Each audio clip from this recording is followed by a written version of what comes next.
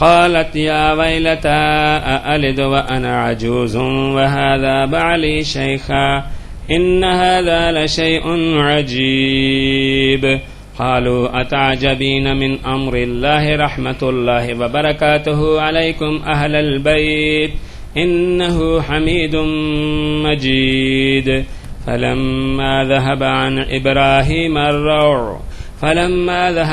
إبراهيم الروع وجاءته البشرى يجادلنا في قوم لوط إن إبراهيم لحليم أواه منيب. جاء إبراهيم أعرض عن هذا إنه قد جاء أمر ربك وإنهم آتيهم عذاب غير مردود. ولما جاءت رسلنا لوطا سيء بهم وضاق بهم ذرعا وقال هذا يوم عسيب. وجاءه قومه يهرعون إليه ومن قبل كانوا يعملون السيئات. قال يا قوم هؤلاء بناتي هن أطهر لكم فاتقوا الله ولا تخزون في ضيفي أليس منكم رجل رشيد. قالوا لقد علمت ما لنا في بناتك من حق وإنك لتعلم ما نريد. قال لو أن لي بكم قوة أو آوي إلى ركن شديد. قالوا يا لوط إنا رسل ربك لن يصلوا إليك فأسر بأهلك بقطع من الليل ولا يلتفت منكم أحد إلا امرأتك إنه مصيبها ما أصابهم إن موعدهم الصبح أليس الصبح بقريب. فلما جاء أمرنا جعلنا عاليها سافلها وأمطرنا عليها حجارة من سجيل منضود مسومة عند ربك وما هي من الظالمين ببعيد. وإلى مدين أخاهم شعيبا قال يا قوم اعبدوا الله ما لكم من إله غيره ولا تنقصوا المكيال والميزان إني أراكم بخير وإني أخاف عليكم عذاب يوم محيط. ويا قوم أوفوا المكيال والميزان بالقسط ولا تبخسوا الناس أشياءهم ولا تعثوا في الأرض مفسدين. بقية الله خير لكم إن كنتم مؤمنين وما أنا عليكم بحفيظ. قالوا يا شعيب أصلاتك تأمرك أن نترك ما يعبد آباؤنا أو أن نفعل في أموالنا ما نشاء إنك لأنت الحليم الرشيد. قال يا قوم أرأيتم إن كنت على بينة من ربي ورزقني منه رزقا حسنا وما أريد أن أخالفكم إلى ما أنهاكم عنه إن أريد إلا الإصلاح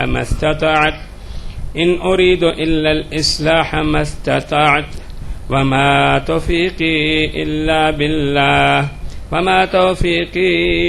إلا بالله عليه توكلت وإليه أنيب.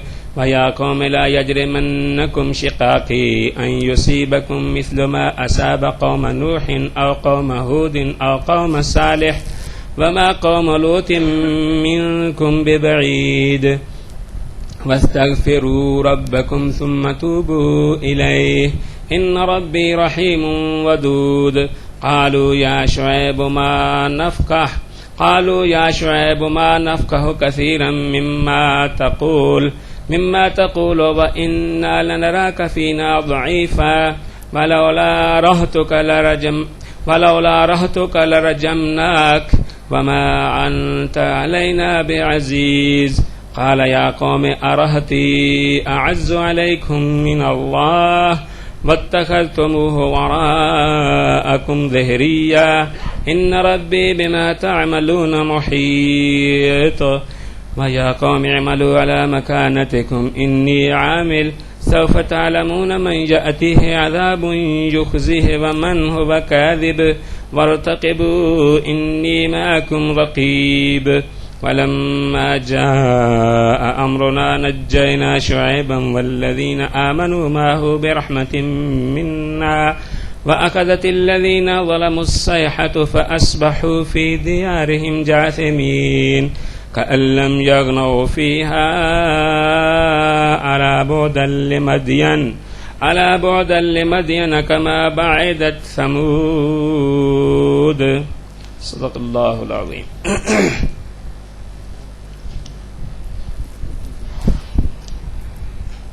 اللہ تعالیٰ نے ہمیں مختلف انبیاء کرام کے حالات قرآن پاک میں بیان فرمائے ہیں، اور اس لیے بھی بیان کرنا یہ جو ہے وہ حکمت کا تقاضا تھا کہ آئندہ جو لوگ انبیاء کے راستے پر ہوں گے اور وہی تبلیغات کریں گے جو انبیاء نے کی، انہیں بھی ویسے ہی حالات سے دوچار ہونا پڑے گا جیسے حالات سے کہ انبیاء اور وہ لوگ دوچار ہوئے جو کہ ان انبیاء کرام کے ساتھ تھے۔ آج بھی ہم دیکھتے ہیں کہ اہل حق اور اہل باطل میں جو لڑائی ہوتی ہے یا جو ان میں کسی دینی اختلافی مسئلے پر گفتگو ہوتی ہے، بات چیت ہوتی ہے، تو ہمیشہ دیکھا گیا ہے کہ جو لوگ حق پر ہوتے ہیں ان کا طرز عمل جو ہے وہی ہوتا ہے جو انبیاء اعظام کا ہوتا ہے، اور جو لوگ باطل پر ہوتے ہیں ان کی روش بالکل وہی ہوتی ہے کہ جو انبیاء کے مخالفین کی تھی۔ جیسا کہ وہ سامنے آیت بھی لگی ہوئی ہے کہ جب قرآن پڑھا جائے تو اس کے سامنے شور مچاؤ تاکہ تم غالب آ سکو۔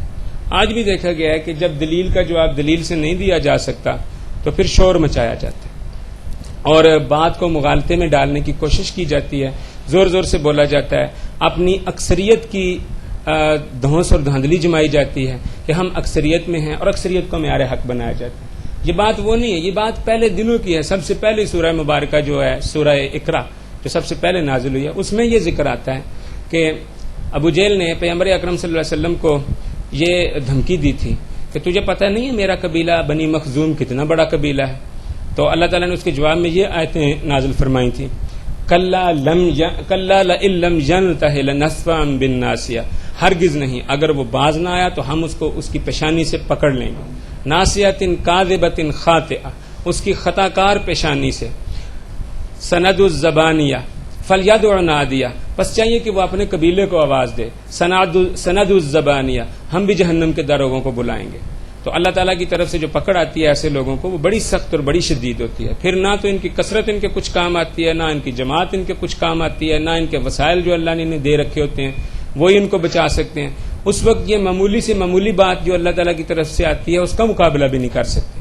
ایک چنگاڑ اور ایک چیخ جو کہ ساؤنڈ ہے، ایک آواز ہے، آواز کے سوا کچھ نہیں ہے، اسی سے ان کے دماغ اور دل پارا پارا ہو جاتے ہیں اور یہ ہلاک ہو جاتے ہیں، کتنے ہی بڑے کیوں نہ ہوں۔ تو چونکہ نبی اکرم صلی اللہ علیہ وسلم کو بھی جو ہے جب بہت زیادہ پریشانیاں ہوتی تھیں تبلیغ دین کے راستے میں تو اس وقت اللہ تعالیٰ بیان فرماتا تھا پرانے انبیاء کے حالات۔ سورہ مبارکہ صاد میں یہ ارشاد ہوتا ہے کہ جس آیات کا مفہوم ہے کہ تو پریشان نہ ہو، یاد کر ہمارے بندے داؤد کو۔ تو داؤد علیہ السلام کا واقعہ پھر بیان کرنا شروع کر دیا۔ اسی طرح کہا گیا ہے کہ اگر تجھے جھٹلایا گیا تو یہ کوئی نئی بات نہیں ہے، تو اس سے پہلے بھی رسولوں کو اسی طرح جھٹلایا جاتا رہا۔ کسی جگہ فرمایا کہ ایسا ہوا، کیا یہ لوگ سمجھتے ہیں کہ یوں ہی چھوڑ دیے جائیں گے؟ حتیٰ کہ ان سے پہلے جو لوگ تھے وہ جھنجھوڑ ڈالے گئے، ان پر اتنے سخت قسم کے حالات آئے کہ ان کے ساتھ جو رسول تھا وہ بھی پکار اٹھا، کہاں ہے اللہ کی مدد؟ تو کہا گیا آگاہ ہو جاؤ، اللہ کی مدد قریب ہے، الا ان نصر اللہ قریب۔ تو بات یہ ہے کہ جو بھی انبیاء کا راستہ اپنائے گا اس کو ایسی ہی پریشانی اور مصیبتیں ان کا سامنا کرنا پڑے گا، اور ایسے ہی لوگوں کا سامنا کرنا پڑے گا جو کہ مرکب جہالت ہوتے ہیں اور دوسرے کو سمجھتے ہیں کہ بلکہ دوسرے ان کو خود پتہ ہوتا ہے کہ کیا صحیح ہے کیا غلط ہے، لیکن دنیا کے چند جو فوائد ہوتے ہیں ان کو حاصل کرنے کی خاطر وہ لوگ اپنے دین کو بیچ دیتے ہیں۔ اسی لیے کہا ہے اللہ تعالیٰ نے کہ لوگوں سے مت ڈرو، مجھ سے ڈرو، اور میری آیتیں کم قیمت پر فروخت نہ کرو۔ تو یہ بہت بڑی بات ہے، اور یہ بات جو ہے سب سے زیادہ ان لوگوں پر سیٹ بیٹھتی ہے جن کے پاس اللہ کی آیتیں ہیں، کیونکہ جو چیز پاس ہوتی ہے بیچی وہی جاتی ہے۔ تو یہاں ظاہر ہے کہ وہ لوگ مراد ہیں کہ جو آیات الہی کے حامل ہیں، یعنی کہ علماء کرام، ان کو کہا جا رہا ہے کہ لوگوں سے مت ڈرو، مجھ سے ڈرو، میری آیتیں کم قیمت پر فروخت نہ کرو۔ تو ہمیشہ سے یہ وتیرہ چلا ہے، تو اسی لیے انبیاء کے حالات بتائے گئے ہیں کہ انبیاء کو کیسے لوگوں سے واسطہ تھا، انبیاء نے کیا کیا، جو لوگ ان کے ساتھ تھے وہ کیا تھے، تاکہ آپ کے سامنے ایک آئیڈیل پرسنالٹی ہو، برائی کی آئیڈیل پرسنالٹی بھی ہو اور اچھائی کی ایک مثالی شخصیت بھی آپ کے سامنے موجود ہو۔ یہ جو 2 رکوع پڑھے ہیں ہم نے، ان میں ایک رکوع میں جناب ابراہیم علیہ السلام کا تھوڑا سا واقعہ اور جناب لوط علیہ السلام کی قوم کے حالات ہیں، اور دوسرا رکوع ہے اس میں جناب شعیب علیہ السلام کے واقعات آئے ہیں، اور اس میں جناب ابراہیم علیہ السلام کے واقعے سے شروع کرتے ہوئے تھوڑا سا ٹچ دیتے ہوئے آگے جناب لوط علیہ السلام کا واقعہ شروع ہے۔ یہ واقعات اور بھی بہت سی جگہوں پر ہیں، لیکن ہر جگہ ان کی کوئی تھوڑی بہت خاص پہلو جو ہے اس کو اجاگر کیا گیا ہے، کسی خاص پہلو پہ زیادہ روشنی ڈالی گئی ہے۔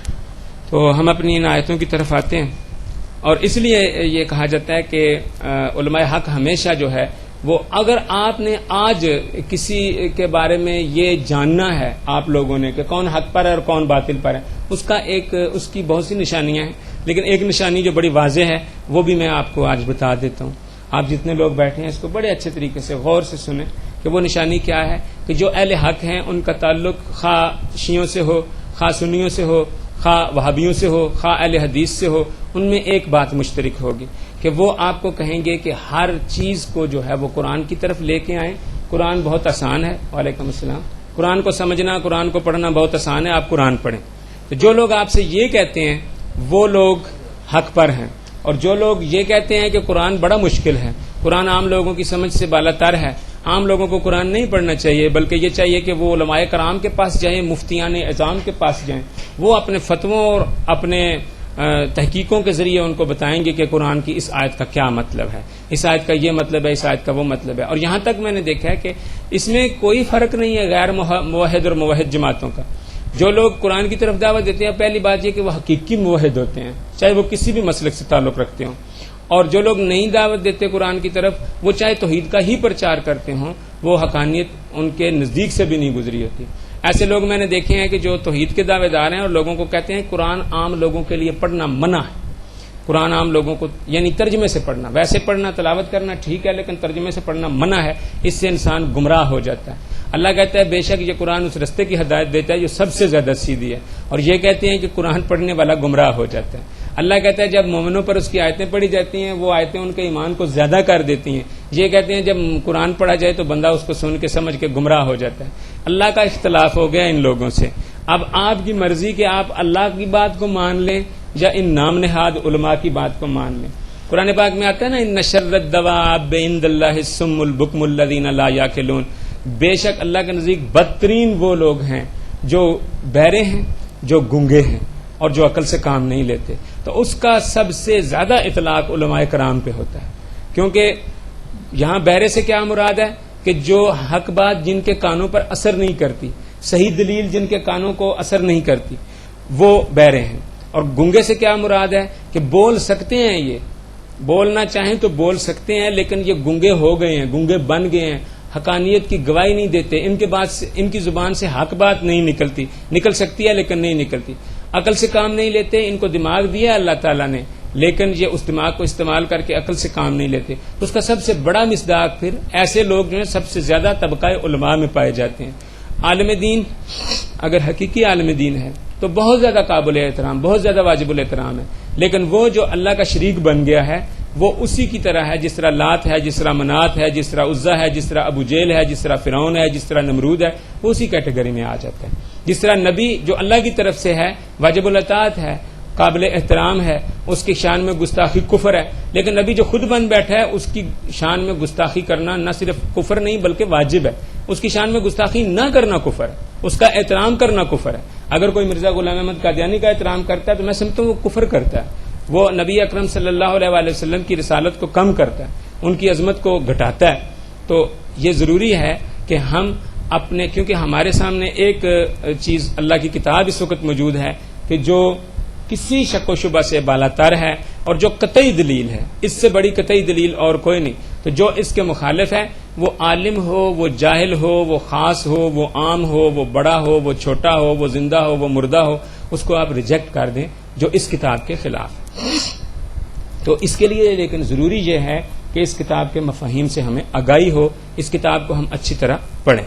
وَلَقَدْ اور یقیناً جاءت آئے رسولنا ہمارے رسول، ہمارے فرشتے مراد ہیں، ہمارے رسول آئے، ہمارے بھیجے ہوئے آئے.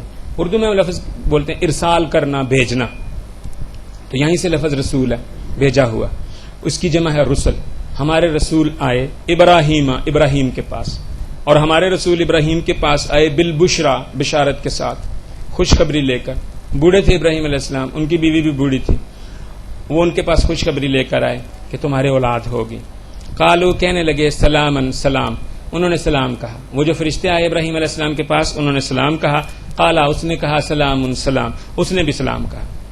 فاپس ما نہیں، لبسا گزرا، پس تھوڑی دیر نہ گزری تھی، یعنی جلد ہی، ان کے جا وہ آیا، بعجل بچڑے کے ساتھ، حنیذ بنے ہوئے کے ساتھ.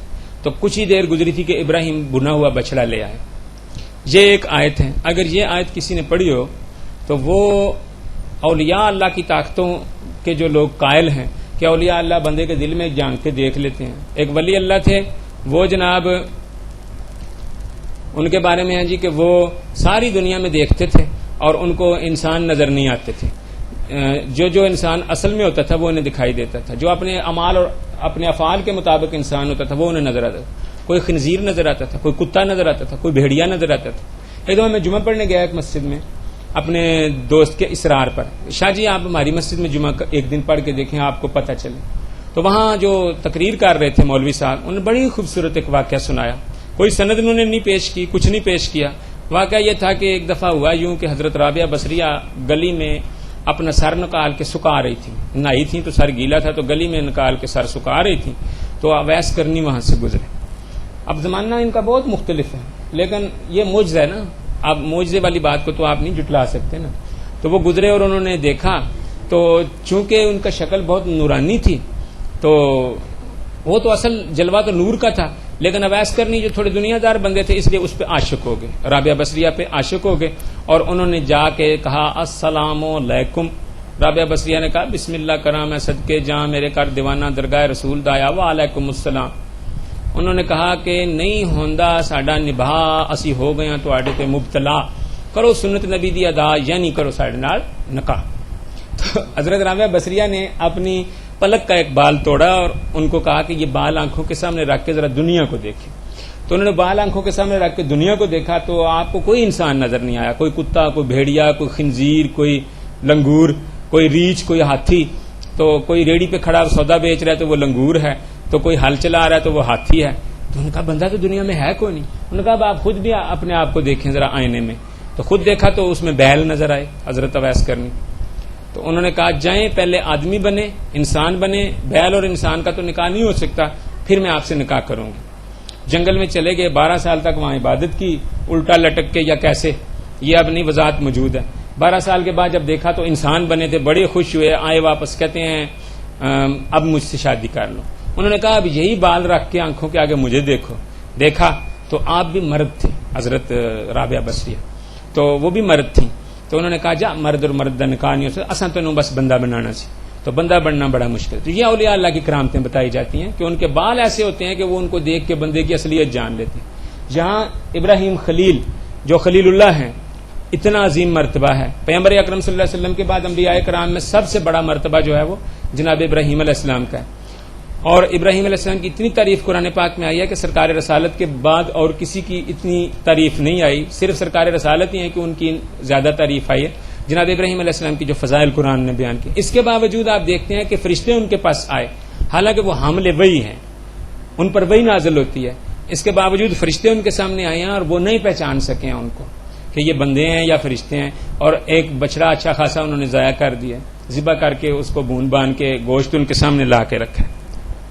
فلما پس جب رآ آیا، اس نے دیکھا، فلما رآ پس جب اس نے دیکھا، ایدیہم ان کے ہاتھ، لا تصلو نہیں وصل کرتے، نہیں پہنچتے الیہ اس کی طرف، اس بچڑے کی طرف.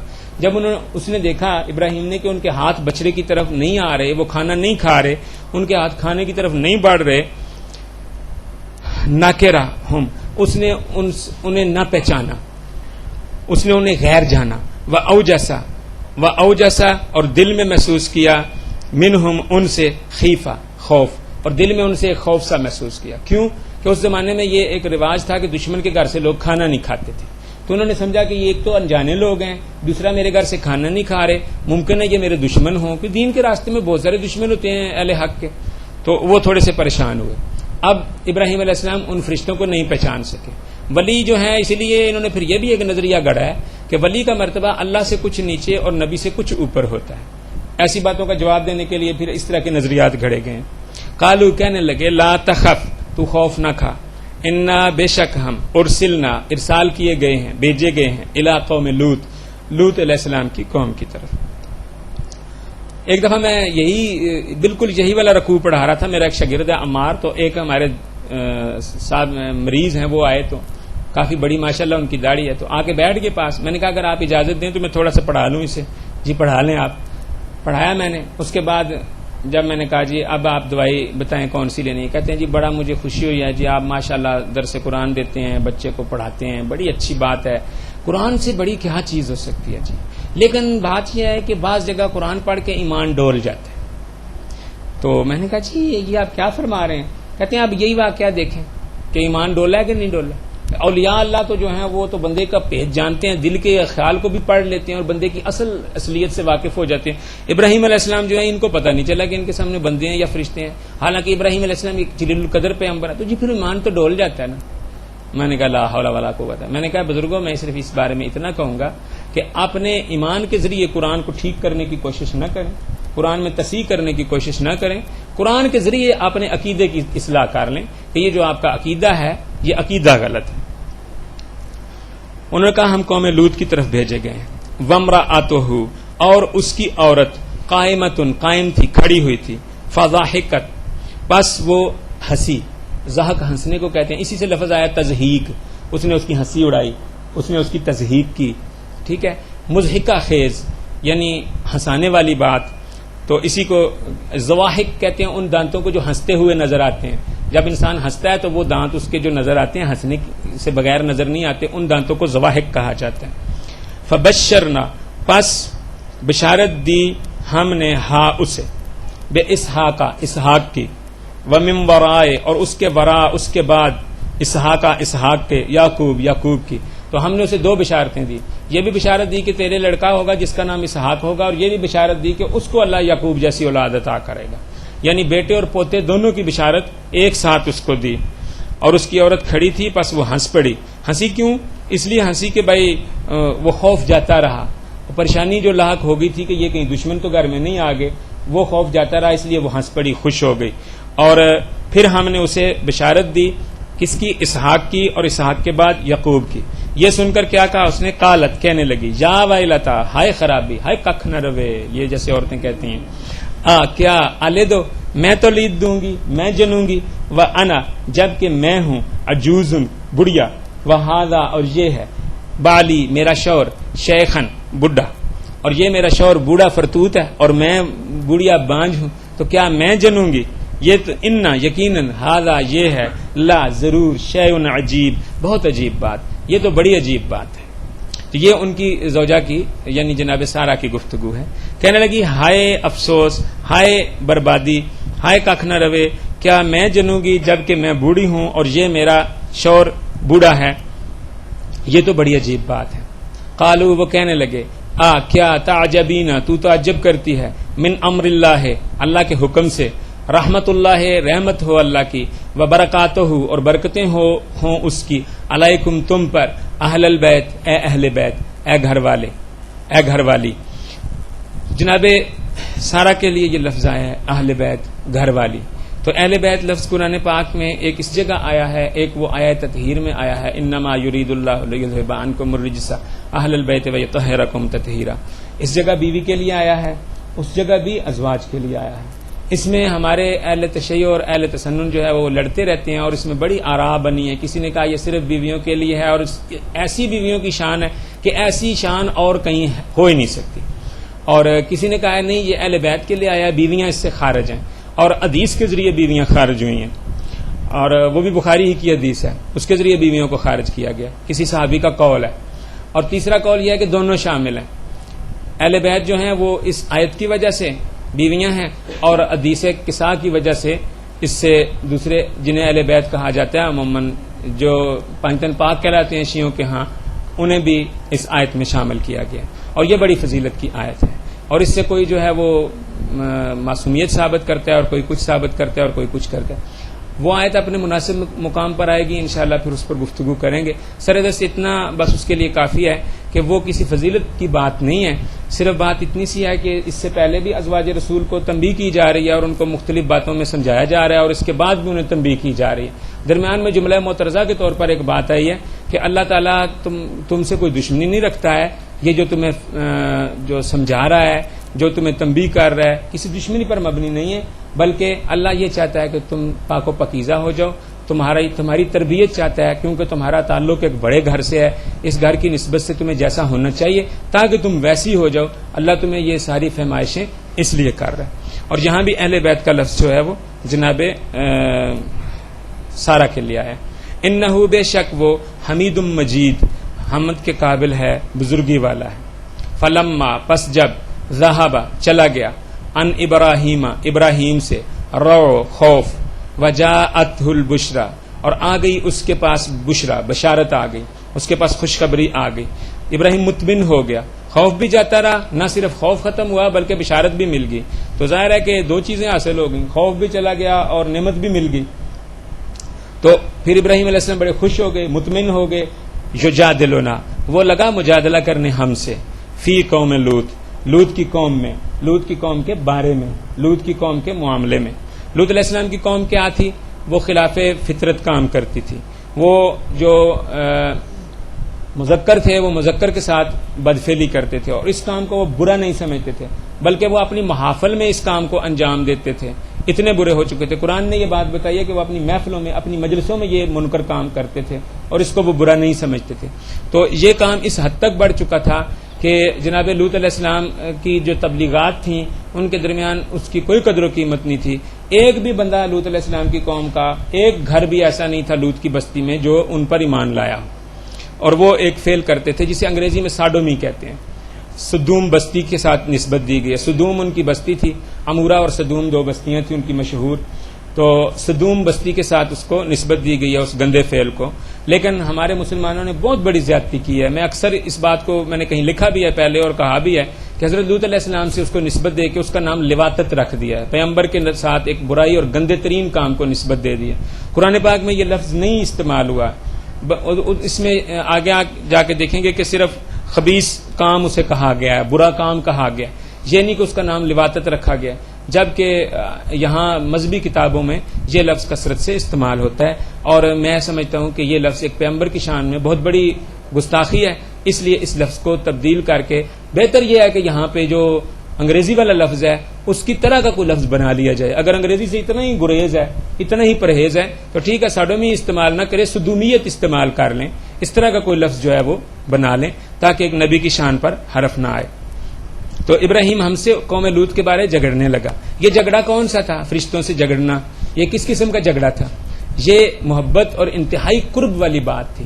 جس طرح ہم اپنے کسی دوست سے کسی بات میں ضد کرتے ہیں، اس میں محبت کا پہلو ہوتا ہے، اس میں دشمنی کا پہلو نہیں ہوتا. آگے اگلی آیت میں وضاحت کی گئی کہ یہ جھگڑا کیوں تھا.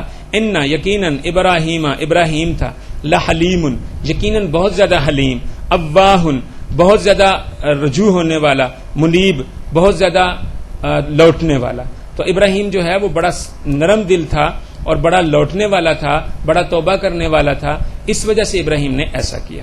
اب ابراہیم سے زیادہ تو اللہ حلیم ہے، ابراہیم سے زیادہ تو اللہ رحیم ہے. پھر اللہ نے کیوں ان کو غرق کرنا، ان کو عذاب دینا جو ہے وہ ٹھان لیا اور ابراہیم ان کی سفارش کر رہے ہیں؟ صرف اس وجہ سے کہ ابراہیم علیہ السلام ان کے پورے قوائف سے آگاہ نہیں ہیں، ان کے پوری خباستوں سے آگاہ نہیں ہیں. اس وجہ سے ابراہیم علیہ السلام جو ہیں وہ ان کے بارے میں سفارش کر رہے ہیں، جبکہ اللہ تعالیٰ ان کی اصلیت سے واقف ہے۔ ابراہیم علیہ السلام سے زیادہ رحیم، زیادہ رحمان، زیادہ شفیق ہونے کے باوجود اللہ تعالیٰ نے جو ان کو ہلاک کرنے کا ٹھان لیا ہے، وہ صرف اس کی یہ وجہ ہے کہ ابراہیم علیہ السلام ان کے عشر عشیر سے، ان کی برائی کے ایک عشر عشیر سے بھی واقف نہیں ہے کہ جس حد تک وہ لوگ جا چکے ہیں، تو ابراہیم اس لیے سفارش کر رہے ہیں، اور اللہ تعالیٰ نے وہ سفارش نہیں مانی ہے۔ پتہ چلا کہ نبی کی سفارش صرف اسی جگہ کام کرتی ہے جہاں اللہ کی مرضی ہو۔ ابراہیم علیہ السلام صاحب شفاعت ہوں گے، انشاءاللہ تعالیٰ ان کو اللہ تعالیٰ شفاعت کی اجازت دے گا، وہ ان لوگوں میں سے ہوں گے، لیکن اس کے باوجود جہاں سے شفاعت نہیں مانی جانی وہاں شفاعت کرنے والے کی بھی شفاعت قبول نہیں کی جاتی۔ یا ابراہیم، وہ فرشتے کہنے لگے یا ابراہیم، اے ابراہیم، عارض، اعراض کر، منہ موڑ، رہنے دے، جانے دے، انہاذا، اس سے، اے ابراہیم اس بات کو جانے دے، اس بات کو چھوڑ، انہو بے شک، قد جاء، آ چکا ہے، امر ربک، تیرے رب کا امر، اس میں ہم اپنی طرف سے کچھ نہیں کر رہے، یہ تیرے رب کا حکم آ چکا ہے، تو اپنے رب کے حکم کے مقابلے میں مت بات کر۔ وَإِنَّهُمْ، اور بے شک وہ، آتیہم، آئے گا ان کے پاس، عذاب غیر مردود، ایسا کہ جو رد نہیں ہو سکتا، ایسا عذاب ان کے پاس آ رہا ہے جو رد نہ ہونے والا ہے۔ اور لما، جب، جاءت، ایک دوسری جگہ پہ یہ واقعہ ہے تو اس میں کہتے ہیں جناب ابراہیم علیہ السلام، ان میں تو لوط بھی ہے، تو فرشتے کہتے ہیں ہم خوب جانتے ہیں کہ وہاں کون کون ہے، ہم اسے بچا لیں گے اور اس کے گھر والوں کو، صرف اس کی بیوی وہ پیچھے رہنے والوں میں سے ہوگی۔ ولما جاءت، اور جب آئے وہ، رسولنا، ہمارے رسول، لوط کے پاس، سیء بہم، برا لگا اسے، وہ کبیدہ خاطر ہوا، وضاق، اور تنگ دل ہوا، مذائقہ ایک لفظ استعمال ہوتا ہے، حرج، تنگی، ذاقہ، اور وہ تنگ ہوا، بہم ان سے، ذرعن، دل میں، وقالا، اور کہنے لگا، ھذا، یہ ہے، یوم عصیب، بڑا بھاری دن، یہ بہت بھاری دن ہے، یہ بڑا مصیبت والا دن ہے۔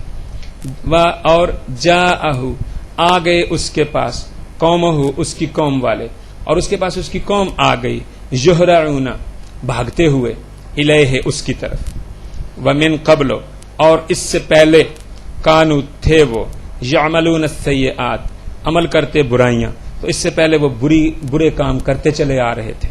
قوم کے لوگوں کو جب پتہ چلا کہ فرشتے آئے ہیں، فرشتے بڑے خوبصورت شکل میں تھے، تو ان کو پتہ چلا کہ اس کے گھر کچھ لڑکے آئے ہیں، تو وہ بھاگتے آ گئے، اس سے پہلے وہ برائیاں کرتے چلے آ رہے تھے۔ قالا، کہنے لگا، یا قوم، اے میری قوم، ہاؤلائے، یہ ہیں، بناتی، میری بیٹیاں، ہننا، یہ ہیں، اطہار لکم، تمہارے لیے کہیں زیادہ پاکیزہ، یہ میری بیٹیاں حاضر ہیں، تم ان سے نکاح کر لو۔ اس سے اپنی بیٹیاں مراد لیں انہوں نے یا قوم کی بیٹیاں لیں، اس سے کوئی فرق نہیں پڑتا۔ ایک پیغمبر خدا ہیں، وہ ہر طرح سے اللہ کے حکم کی تبلیغ کرنا چاہتے ہیں، ہر طرح سے حجت پوری کرنا چاہتے ہیں، اس لیے اگر وہ ان اوباشوں کو یہ کہتے ہیں کہ تم نیک بن جاؤ، توبہ کر لو، اور میری بیٹیاں حاضر ہیں، ان سے تم نکاح کرو، تو اس میں کوئی عجیب بات بھی نہیں ہے۔ اگر قوم کی بیٹیاں مراد ہیں تب بھی فرق نہیں پڑتا۔ انہوں نے کہا یہ میری بیٹیاں ہیں، تمہارے لیے کہیں پاکیزہ تر ہیں، فاتقوا اللہ، پس تقوی کرو اللہ سے، ولا تخزون، اور مجھے رسوا نہ کرو، فی ضیفی، میرے ضیف کے معاملے میں، میرے مہمانوں کے معاملے میں۔ اردو میں لفظ استعمال ہوتا ہے ضیافت، مہمانداری، دعوت۔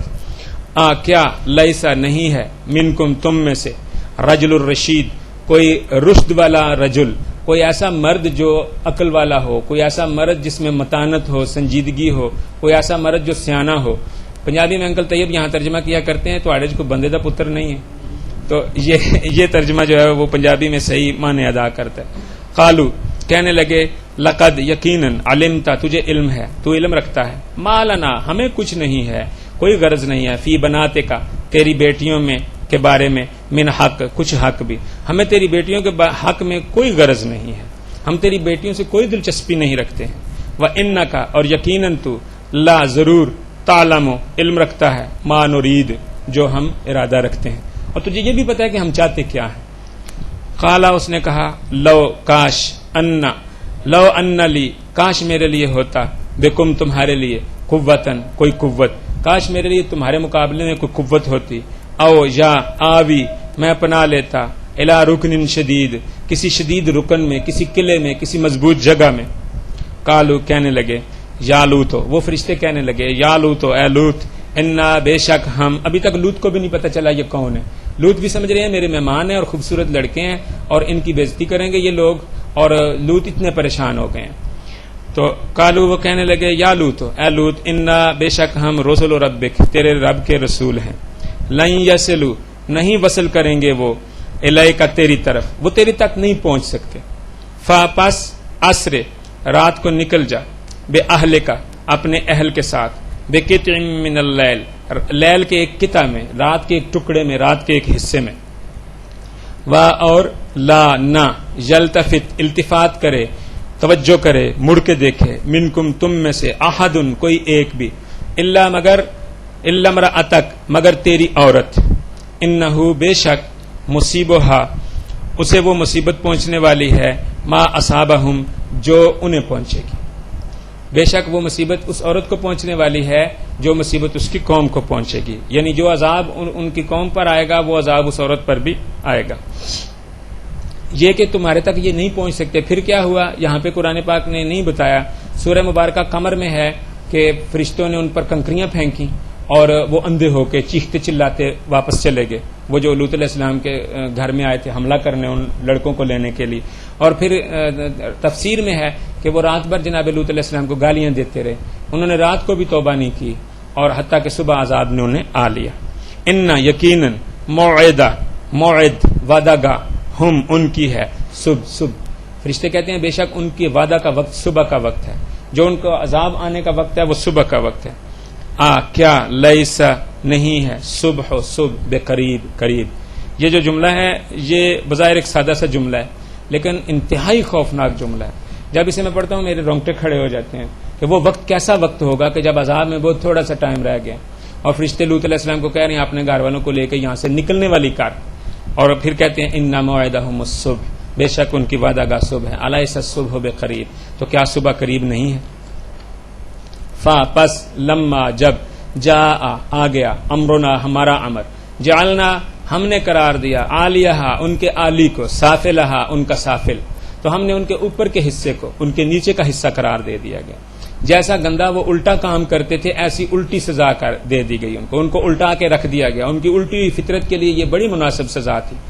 فرشتے جو ہیں زمین کو نہایت گہرائی سے جا کے انہوں نے اکھاڑا، اور یہ اب نہیں پتا کتنی گہرائی سے اکھاڑا، لیکن تورات کا وہ جو بیان ہے کہ جب ابراہیم صبح صبح ٹہل رہا تھا تو اس نے لوط کی بستیوں کی طرف نگاہ کی تو وہاں سے دھواں اٹھتا دکھائی دیا. اس دھواں اٹھنے سے یہ بات میرے ذہن میں آتی ہے کہ وہ اس حد تک بستیاں نیچے سے کھودی گئی تھیں کہ نیچے پگھلی ہوئی گندک اور جو پگھلی ہوئی داتیں ہیں اس حد تک زمین میں وہ نیچے چلے گئے تھے فرشتے، اور وہاں سے انہوں نے الٹا کر کے بستیوں کو نیچے پھینکا تھا. یہی وجہ ہے کہ جب آج کل ماہرین ارض وہاں جاتے ہیں جغرافیہ دان، اور وہاں جا کے وہ اس زمین کی کرتے ہیں مطالعہ کرتے ہیں، تو وہ چیزیں جو بہت نیچے سے زمین کے ملنی چاہیے وہ سطح زمین سے ملتی ہیں، اور جو چیزیں زمین کے اوپر ہیں عام جگہوں پر وہ وہاں زمین کی بہت زیادہ نیچے گہرائی میں جا کے ملتی ہیں. تو یہ اس بات کی قرآن کی تصدیق ہوتی ہے. تورات نے یا کسی بھی آسمانی کتاب نے یہ بات نہیں بتائی ہے کہ ان کے عالی کو ان کا سافل بنا دیا گیا، ان کے اونچے حصے کو اوپر والے حصے کو نہایت نچلا حصہ قرار دے دیا گیا. تو یہ صرف قرآن بتاتا ہے اور اس کی تصدیق جغرافیہ دان کر چکے ہیں. وَأَمْطَرْنَا اور ہم نے برسا دیا علیہا اس پر حجارتن حجار پتھر من سجیل کنکر کے منضود تیدار، ان پر تیدار کنکر کے پتھر برسا دیے، مسومتن جو چنے ہوئے تھے، نامزد تھے، اندہ یہ اسم سے نکلا لفظ مسومہ، اسم نام کو کہتے ہیں، مسومہ چنے ہوئے یا نامزد، اندہ ربک تیرے رب کے ہاں جو تیرے رب کے نزدیک چنے ہوئے تھے. وما اور نہیں ہے یہ من الظالمین ظالموں سے ببعید دور، اور یہ بات ایسا عذاب ظالموں سے کوئی بعید نہیں، ایسا عذاب ظالموں پہ آنا ہی چاہیے. یہ ساتھ یہ بھی ڈرایا جا رہا ہے کہ اگر تم لوگ ایسا کام کرو گے، اگر تم لوگ نبی کی مخالفت کرو گے اور نبی کی مخالفت میں اس حد تک آگے نکل جاؤ گے کہ ہر قسم کے اچھے برے کام میں تمہیں تمیز نہیں رہے گی، تو ظالموں سے ایسا عذاب بعید نہیں ہوا کرتا. ایسا عذاب تمہیں بھی آ جائے کوئی بعید نہیں ہے. یہ جناب لوط علیہ السلام کا واقعہ یہاں تک ختم ہوتا ہے.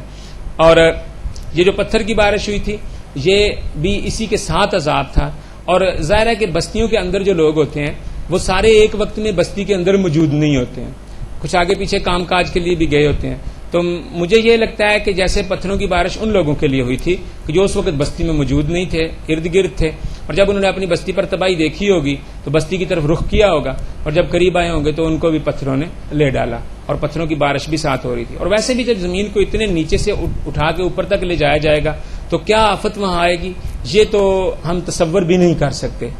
آج کوئی بھی اتنا بڑا، اتنا خطرناک قسم کا ویپن نہیں ہے جنگ کے اندر جو ایسے کسی بستی کو الٹا کے رکھ دے، جیسے کہ لوط علیہ السلام کی بستیاں الٹائی گئی تھیں۔ یہ شام اور مکہ کے راستے میں ہے۔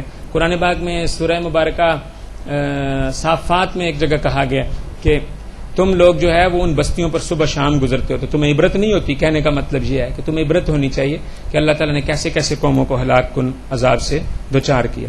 وَإِلَىٰ مَدْيَنَ، اور مدین کی طرف، اخاہم، ان کے بھائی، شعیباً، شعیب کو، اور مدین کی طرف ہم نے ان کے بھائی شعیب کو بھیجا۔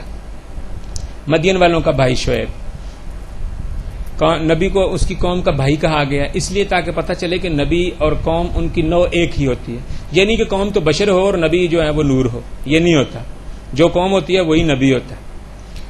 وَإِلَىٰ مَدْيَنَ أَخَاهُمْ شُعَيْبًا قَالَ، اس نے کہا، یا قوم، اے میری قوم، عبد اللہ، اللہ کی عبادت کرو، ما لکم، نہیں تمہارے لیے، من الہ، کوئی الہ، غیرہ، اس کا غیر، تو اس کا غیر تمہارا معبود نہیں ہو سکتا، اس کے علاوہ تمہارا کوئی معبود نہیں۔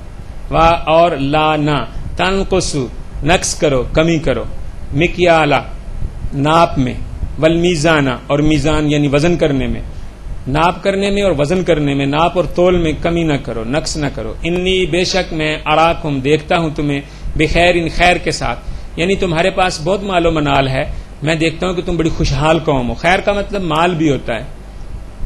وانی، اور بے شک میں، اخاف، و خوف رکھتا ہوں، علیکم، تم پر، عذاب کا، یوم محیط، ایک احاطہ کر لینے والے دن کے، تو میں ایک گھیر لینے والے دن کے عذاب کا خوف تم پر رکھتا ہوں۔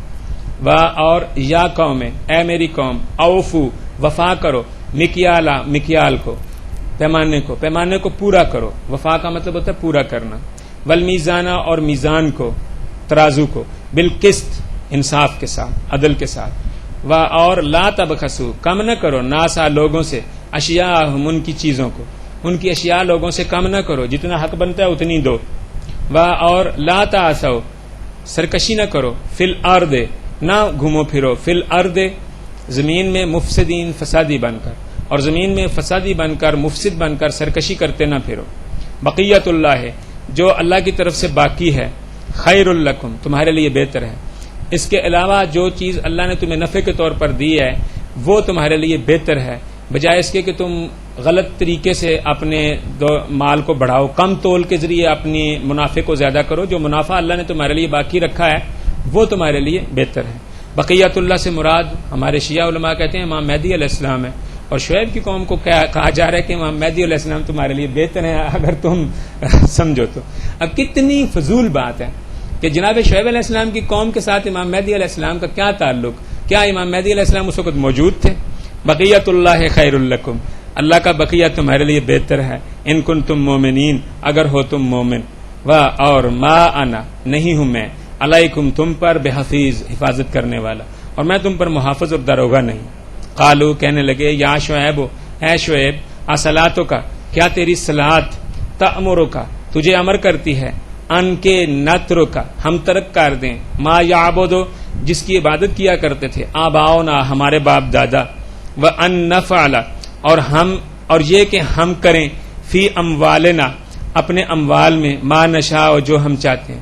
اور کیا تو یہ چاہتا ہے، کیا تیری نماز ہمیں تجھے یہ امر کرتی ہے کہ جس کی ہمارے آباء و اجداد پوجا کرتے تھے انہیں ہم چھوڑ دیں، اور وہ ہم نہ اپنے اموال میں کر سکیں جو ہم چاہتے ہیں، اپنے مال میں ہم اپنی مرضی نہ کر سکیں؟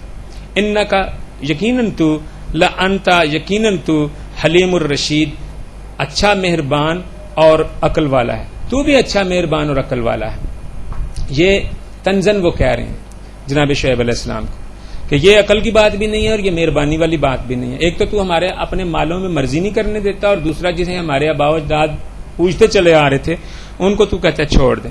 قالا، اس نے فرمایا، یا قوم، اے میری قوم، ارأیتم، کیا تم نے دیکھا، ان کنتو، کہ میں ہوں، علی بینۃ، روشن دلیل پر، من ربی، اپنے رب کی طرف سے، ورزقنی، اور اس نے رزق دیا ہے مجھے، من ہو اپنی طرف سے رزقن حسنا رزق حسنا کے طور اس نے مجھے اچھا رزق دیا ہے وما اریدو اور میرا ارادہ نہیں ہے ان کے اخالفکم میں مخالفت کروں تمہاری الی طرف ما جو انہاکم میں تمہیں نہیں کرتا ہوں ان ہو جس سے اور میرا ارادہ یہ نہیں ہے کہ جس بات سے میں تمہیں منع کرتا ہوں میں خود وہ بات کروں جس سے میں تمہیں منع کرتا ہوں وہ خود بھی نہیں کرتا ان نہیں ہے اریدو میں ارادہ رکھتا الا مگر اصلاح کی مستطاعت جتنی میری استطاعت ہے تو میں اپنے بساط بھر اصلاح کا ارادہ ہی بس رکھتا ہوں وما اور نہیں توفیقی میری توفیق الا مگر باللہ اللہ سے میری توفیق تو اللہ کی مدد سے ہی ہے جتنی اللہ مجھے توفیق دیتا ہے میں اتنا ہی کرتا ہوں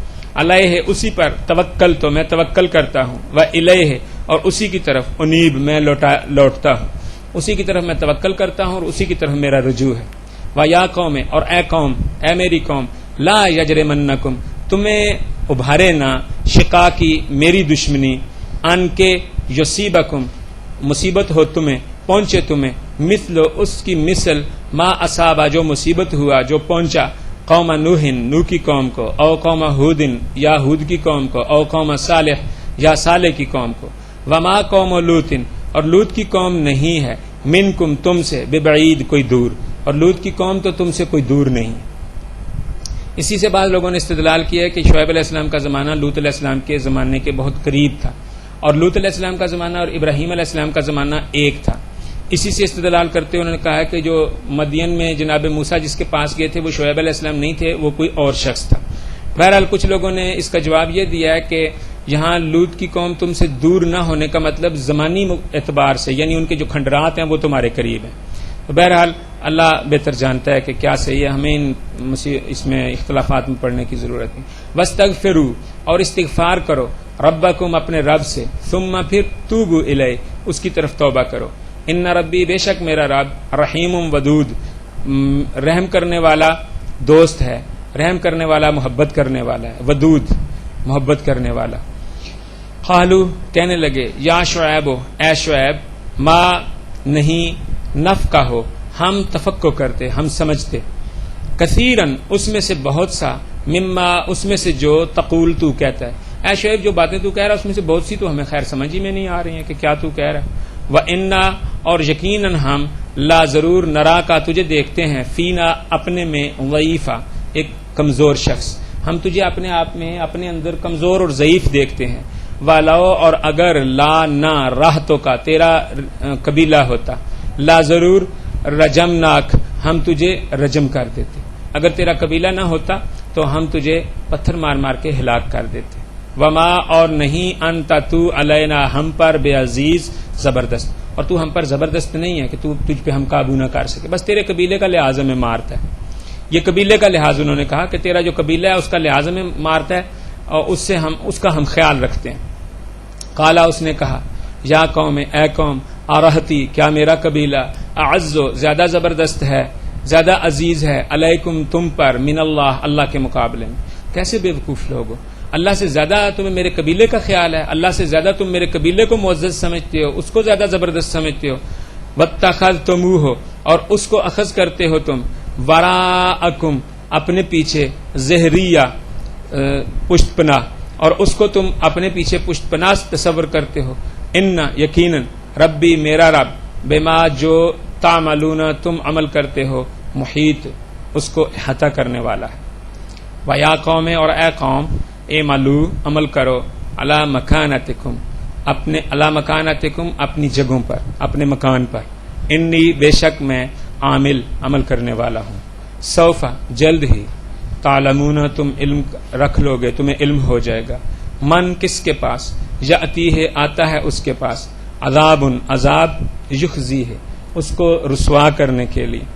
ومن اور وہ جو ہوا جو ہے کاذب جھوٹا ورتقبو اور ارتکاب کرو انتظار کرو. رقب کہتے ہیں گردن کو وہ انتظار میں چونکہ گردن اٹھائی جاتی ہے گردن اٹھا کے دیکھا جاتا ہے اس لیے انتظار کے لیے بھی لفظ ارتکاب استعمال ہوتا ہے. ورتقبو اور ارتکاب کرو انتظار کرو انی بے شک میں معکم تمہارے ساتھ رقیب ہوں انتظار کرنے والا ہوں نگہبان ہوں. رقیب جو ہوتا ہے نا، یہ اردو میں استعمال ہوتا ہے شاعری میں، اس کو بھی رقیب اسی حوالے سے کہتے ہیں کہ یہ ہر وقت نگرانی کرتا ہے، تو اس وجہ سے اس کو رقیب کہا جاتا ہے، ٹو میں لگا رہتا ہے اس وجہ سے. تو ویسے عربی میں رقیب کا مطلب نگہبان ہے، محافظ ہے. ولما، اور جب، جا آیا، امرنا ہمارا امر، نجینا ہم نے نجات دی، شعیبن شعیب کو، والذین اور ان لوگوں کو، آمنوا جو ایمان لائے تھے، معہو اس کی معیت میں، اس کے ساتھ، برحمت منا اپنی طرف سے رحمت کے ساتھ، وَأَخَذَتِ الَّذِينَ اور اخذ کر لیا ان لوگوں کو، ظالموا جو ظالم ہوئے تھے، صیحۃ صیحہ نے، ایک چنگاڑ نے، وہ ایک چنگاڑ کا مقابلہ نہیں کر سکے. پس اصبحوا انہوں نے صبح کی، فی دیارہم اپنے گھروں میں، جاثمین اوندے پڑے ہوئے. بعض روایتوں میں کہ جبریل علیہ السلام نے چیخ ماری تھی اور اس چیخ سے ان کے دل ٹکڑے ٹکڑے ہو گئے تھے. کا گویا کہ، کا علم یغنو گویا کہ نہ غنی ہوئے ہوں، فیہا ان میں، گویا کہ انہوں نے اس میں کبھی بسے ہی نہ ہوں. الا آگاہ ہو جاؤ، بودن دوری ہے، پھٹکار ہے، لمدینہ مدین کے لیے، کما جیسے کہ، بعدت بود ہوا، سمود کے لیے، جیسی پھٹکار سمود پر ہوئی ایسی ہی پھٹکار مدین پر ہے. یہاں مدین سے مراد مدین والے ہیں، مدین نہیں ہے بلکہ مدین کے وہ لوگ ہیں جنہوں نے جناب شعیب علیہ السلام کی بات نہیں مانی تھی. اب ان آیتوں کا ترجمہ جو ہے وہ ایک دفعہ پھر ہم دیکھ لیتے ہیں قریب المتن ترجمے سے. اور مدین کی طرف اس سے پیچھے،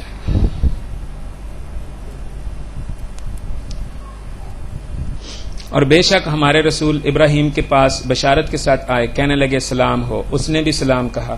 پس نہ زیادہ وقت گزرا تھا کہ وہ بنے ہوئے بچڑے کے ساتھ آیا.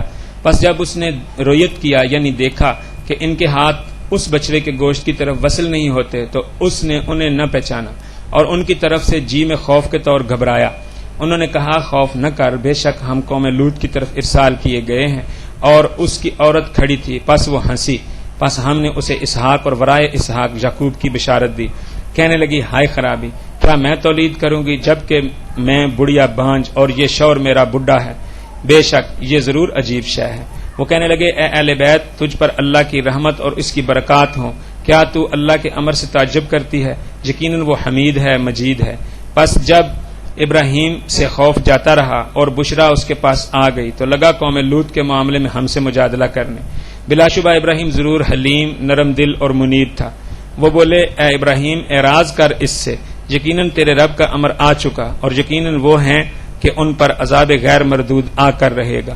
اور جب ہمارے رسول لوط کے پاس آئے تو وہ ان سے کبیدہ خاطر ہوا اور ان سے زرعن یعنی دل میں ذائق ہوا یعنی تنگ دل ہوا اور کہنے لگا یہ یوم عصیب یعنی سخت اور کٹھن دن ہے. اور اس کی قوم کے لوگ اس کی طرف دوڑتے آئے اور وہ قبل سے سیئات عمل کرتے آتے تھے. اس نے کہا اے میری قوم، یہ میری بنات ہیں جو کہ تمہارے لیے اطہر ہیں، بس اللہ سے تقوی کرو اور میرے ضیوف کے معاملے میں مجھے رسوا نہ کرو. کیا تم میں سے کوئی رجل رشید نہیں؟ کہنے لگے تو علم رکھتا ہے کہ ہمیں تیری بنات میں کوئی حق یعنی دلچسپی نہیں، اور بلا شبہ تو علم رکھتا ہے جو ہم ارادہ رکھتے ہیں. کہنے لگا کاش کہ میرے پاس تمہارے لیے کوئی قوت ہوتی، جا میں رکن شدید کی طرف پناہ پکڑتا. کہنے لگے اے لوط، بے شک ہم تیرے رب کے رسول ہیں، یہ بدگماش لوگ ہرگز تجھ تک اتصال نہ پائیں گے. پس اپنے اہل کے ساتھ رات کے کسی قطع میں نکل جا اور تم میں سے کوئی ملتفت نہ ہو مگر یہ کہ عورت تیری تیرے ساتھ نہ جائے گی. بے شک جو مصیبت انہیں پہنچنی ہے وہ اسے بھی مصیبت ہوگی. بے شک ان کا موعد یعنی وعدہ گاہ صبح ہے، تو کیا صبح قریب نہیں؟ پس جب ہمارا امر آیا تو ہم نے اس بستی کا عالی اس کا سافل کر دیا اور ہم نے اس پر سجیل قسم میں سے حجار کے جو منضود تھے برسا دیے جو تیرے رب کے ہاں سے مصوم تھے، اور ان ظالمین سے یہ سزا بعید نہیں. اور مدین کی طرف ان کے اخا یعنی بھائی شعیب کو اس نے کہا اے میری قوم، اللہ کی عبادت کرو، اس کا غیر تمہارا الہ نہیں، اور ناپ اور میزان میں نقص نہ کرو. یقیناً میں تمہیں بخیر رویت کرتا ہوں اور بلا شبہ میں تم پر عذاب یوم محیط کا خوف رکھتا ہوں. اور اے میری قوم، مکیال اور میزان کو بالقسط وفا کرو اور آمت الناس سے ان کے اشیاء کم نہ کرو اور زمین میں مفسدین بن کر سرکشی نہ کرو. اگر تم واقعی مومن ہو تو بقیت اللہ تمہارے لیے خیر ہے اور میں تم پر حفیظ نہیں ہوں. کہنے لگے اے شعیب، کیا تیری صلاۃ تجھے یہی امر کرتی ہے کہ ترک کر دیں ہم انہیں کہ جنہیں ہمارے آبا عبادت کرتے تھے؟ یا یہ کہ ہم اپنے اموال کے معاملے میں جو ہم چاہتے ہیں نہ کر سکیں، بے شک ضرور تو حلیم الرشید ہے۔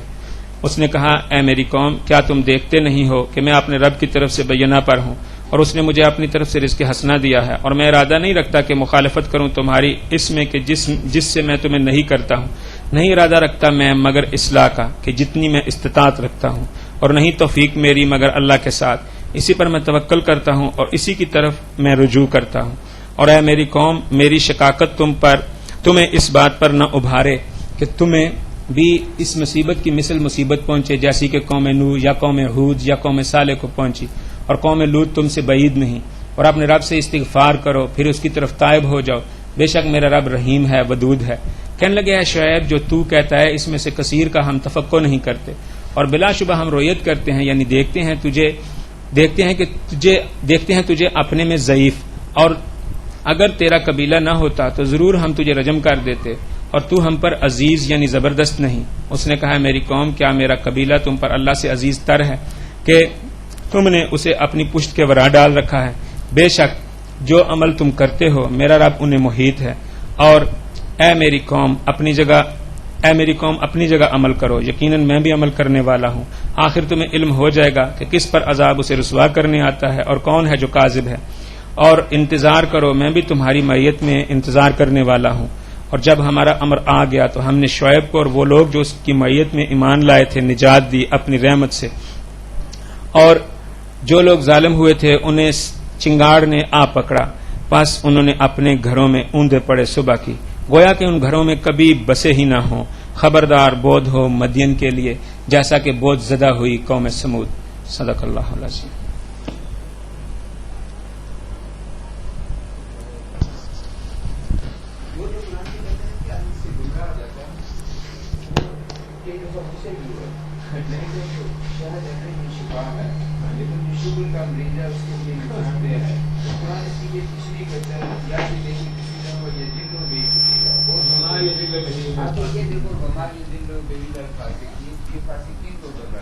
فاسقین کے سوا کسی کو گمراہ نہیں کرتا۔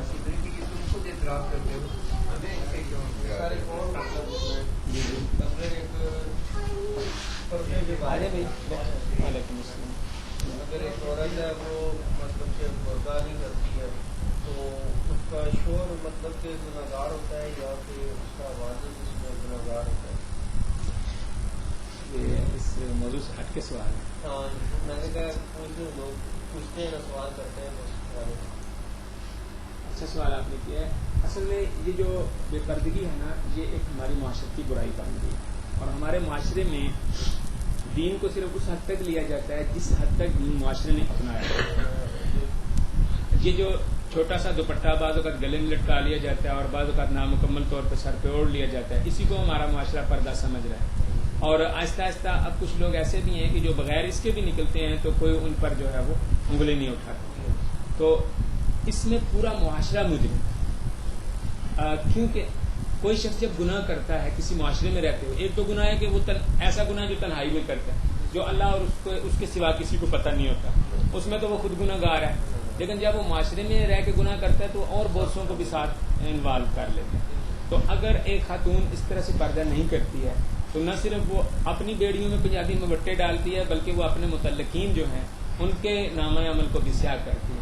تو اس کا بھائی جو اس سے خاص طور پہ بڑا ہے، جو اس کو سمجھا سکتا ہے، وہ اگر نہیں سمجھاتا، اس کا باپ اس کو اگر نہیں سمجھاتا بلکہ فخر سے اپنی بیٹی کے ساتھ وہ باہر نکل کے گھومتا ہے، یا اس کا شوہر، تو اس میں ان پر بھی فخر اور اس پر برابر کے شریک ہوں گے، اور قیامت کے دن ان سب کو سب سے باز پرس ہوں۔ ہاں جی، سب اس گناہ میں شامل ہوں گے۔ اگر گھر میں ایک چھوٹا بچہ بھی ہے نا 10 سال کا، وہ نماز نہیں پڑھتا ہے تو گھر کے سارے افراد گناہ گار ہوں گے جو اس کو منع نہیں کرتے۔ باپ کے لیے حکم ہے کہ اس کو مار کے بھی نماز پڑھائے۔ آج کل معاشرہ بڑا جو ہے نا وہ ہو گیا ہے، مطلب سرکش میرا چھوٹا ہے نا تو وہ میں اس کو کہتا ہوں نا نماز پڑھ، پہلے میں اس کو کچھ عرصہ پہلے ابھی وہ 10 سال کا نہیں ہوا تھا تو میں کہتا تھا نماز پڑھ، تو کہتا ابھی مجھ پہ نماز واجب نہیں ہے تو پڑھ لوں تو ٹھیک ہے، نہ پڑھوں تو۔ پھر جب وہ 10 سال کا ہو گیا تو میں نے اس کو پھر زبردستی پڑھانا شروع کی، اور ساتھ میں نے وہ آیت پڑھائی اس کو سورہ لقمان کی کہ دیکھ لو جناب شعیب اپنا لقمان علیہ السلام اپنے بیٹے کو کہتے ہیں یا بنیا، اس طرح خطاب کرتے ہیں یا میرے ننھے بیٹے، اور پھر ساتھ اس کو نماز پڑھنے کا بھی حکم دیتے ہیں۔ اس کا مطلب ہے ننھے بیٹوں پر بھی نماز ہوتی ہے واجب. کہتا ہے ٹھیک.